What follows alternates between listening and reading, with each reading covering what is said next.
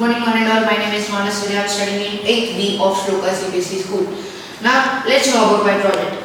Here I did a project known as blinking LED, which is having a basic components such as a power bank and a USB cable with an Arduino UNO and a breadboard with an LED. Now let's know about each component in this project. First we are having a power bank for the power source, which is having a 10,000 mAh of battery, and we are having a USB cable to transfer the energy from the Arduino to the power bank. Now let's know about this breadboard. The breadboard and TurboVice is a combination which is very useful. Instead of soldering and burning our hands with a waste of time, we can use this for saving our time and making the connections more easier and understandable for practicals.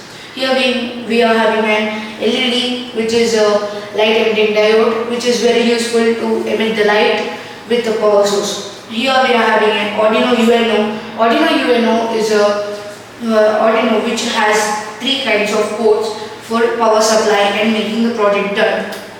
We are having power, analog and digital pins. First let's know about digital pins. Digital pins are the pins which would have some sort of pins for digital commands which are having kind of code in them. Here we are having analog pins and some power pins. Power pins are useful for generating the power and giving the power supply for our components.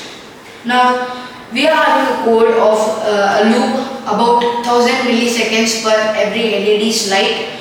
After every 1000 milliseconds the LED would blink and turn off, which would have a loop which would be useful for unlimited time of when the battery is still alive. Now let's see about its working conditions. First we are having a USB cable.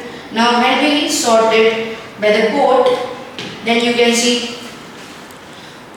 after some time the LED would be blinking every time, which makes a decorative and aesthetic room decorations or any event decorations.